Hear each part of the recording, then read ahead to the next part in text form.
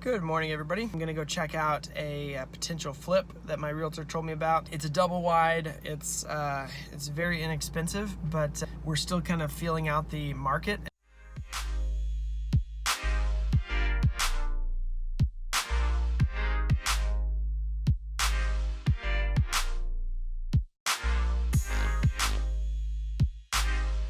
We're just not really sure if we want to pick up too many houses because we're not sure if we can sell them. So last year we really came on to a lot of problems when it came to selling the houses. That's one of the reasons we really weren't doing very many videos. We were having houses that were not selling, that were kind of sitting. We lost quite a bit of money on one of the houses, and so it was a rough year. We got kicked around a little bit. But that's the funny thing is with this business, it's like you just have to keep getting up and keep going and just learn from your mistakes. In times like these, when you aren't sure you can sell it, when you aren't sure what it will sell for, we basically build in a very conservative after repair value, and we plan to hold it for 6 or 8 months. That's things we build into the numbers. Let us know in the comments if you're interested, and we can kind of talk about the process of how we do things, especially going into possible recession. Continue working through the whole thing. So anyways, I'm headed off to that house right now, but just thought I'd bring you guys along today.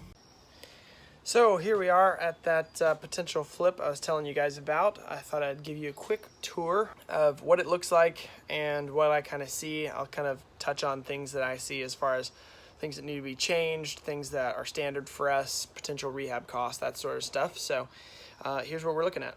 This is very similar to most of the carports in this area with the metal roof. This one actually has some vinyl siding, which can be painted, but is not actual wood. The look of the place is actually really nice. It's got some curb appeal. Whoever lived here before really did a good job with the landscaping. Obviously, the landscaping has lapsed with no one living here for a while. But as you walk up, first thing you notice is that this deck is number one tile, which is interesting.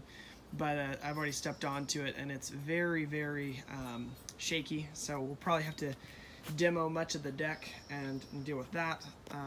Decks are incredibly expensive for one this big. Even repairing it, not taking it down to studs, we will take up the tile and see what we need to replace as far as the decking material. I would probably put a $1,500 budget on that as far as just demo materials, stuff like that. That's probably excessive, but I always try to shoot high on things like this to make sure that we're solid on budget wise. You always feel like you're going to go over budget. So these windows are all the old school aluminum single pane windows, terrible for efficiency. So we like to replace windows, but on this kind of house there's really not the budget for it, so we would probably replace only the bad windows. One of the biggest things about this house specifically is this secret garden feel. I don't know how many of you read The Secret Garden, but this place is beautiful. It's one of the best lots in the park. You can see it's just got overgrown plants everywhere, but whoever lived here previously really did a great job originally. It's like I can kind of see through the mess as to what they did. You've got multiple planter boxes, back fence that's covered with foliage so you don't have to see your neighbors back there.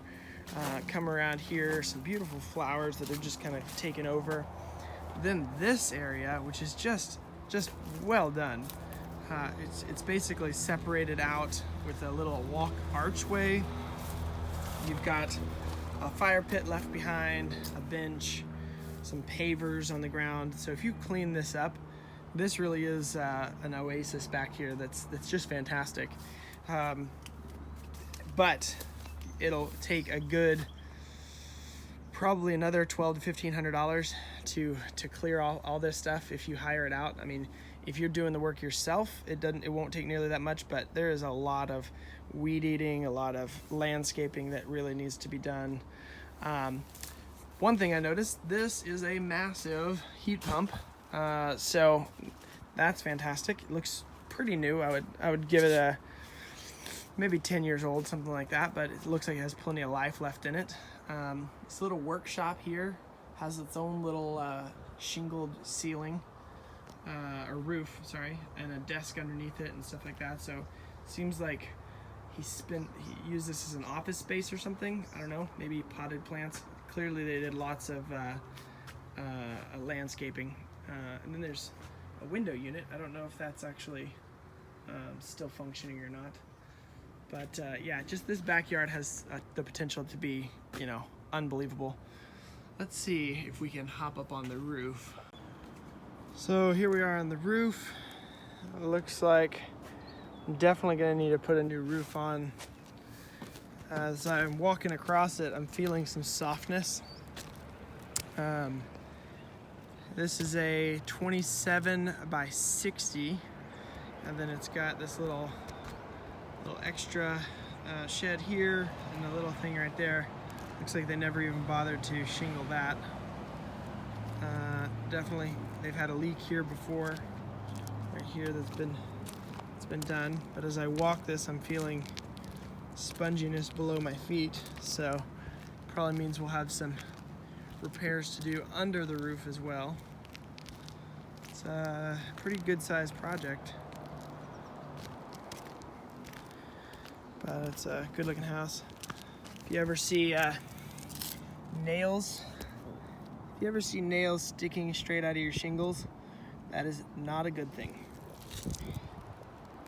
This right here, that's a problem. That is a spot where water can get in. This roof is definitely shot, and it's been very, very poorly done. Just with mastic all over all the vents. So this thing could use a facelift, without a doubt. All right, so it's got sheds everywhere. This is a tiny little shed that won't fit probably for tools. That little shed out there, also extremely tiny. Come through this door, you actually have another shed door here. Again, very small, but got some room. Then you've got the shed to beat all sheds. Wow, I don't even know what I would do with myself. All the shelves, even has a freezer, just space. This could be a workshop extraordinaire with just a little bit of elbow grease, maybe a little paint. I don't know about the blue and the oak, and you know, it's like a couple different colors there. According to my realtor, this I need to turn off the light. According to my realtor, this will be all cleaned out. All the stuff will be cleared out before we take over. Actually, I'm hoping they leave some of it, because that chest is sweet. There's actually another one over here. Just a beautiful old chest. Feels like it should be in Pirates of the Caribbean or something. Is it Caribbean? Pirates of the Caribbean? Caribbean? Whatever. I don't know. So the first thing you notice about this house, completely dated, right? You've got this is actually the paneling. You can feel the creases. So you can cover this in sheetrock. We usually use a 1/4 inch. You have a limited amount on what you can sell this place for, so sheetrocking too much is just a little excessive. This kitchen, honestly, it doesn't look bad, but they've painted it this dark brown red look, and that's not really killing it for me. So we probably need to refinish this kitchen. That, for being how old it is, that oven is incredibly pretty good condition, but this backsplash and countertop, just not doing it. So we'd have to finish all that. We have the dreaded wallpaper everywhere that's peeling. So you have to, if you've ever removed wallpaper, you know what a nightmare that is. Carpet would have to go. This beautiful, just beautiful built-in, the things you can do with that built-in is just Justine would love to get in here and figure out what all she can do with all this. But these curtains are huge and probably still need to be taken out. But all of this just update, new floor, new paint, and it updates very quickly. This floor really isn't bad. It wasn't installed properly, so there's some gaps around. So we could try to salvage it, but more than likely we would just drop new floor in everywhere, paint everywhere. It's only a 2-bedroom, 2-bath, but this is bedroom 1. Obviously, carpet's got to go. The giant reflective closet doors, mirror doors, probably going to go. These old school nooks. I mean, honestly, this reminds me more of my grandparents' RV from years and years ago with these little nooks up here. But they're built in and would be more trouble than they're worth to try to take out, so they'll probably stay. This bathroom would drop a new floor, probably drop in a new vanity, a new toilet, new mirror. The tub has been replaced, so we could probably just clean that up, call it good. Moving into master, you see this carpet from, holy moly, this may be original to the house. This is some seriously old carpet. And then there's the classic, that guy. We're gonna leave that for sure, no doubt. That's a statement piece right there. So lots again, you're dealing with those mirror doors. Your master bath, I mean, honestly, this countertop, this floor, that bath, it's just a mess. So you're really looking at probably gutting it all down. You got a shower back here. These tubs are no longer in.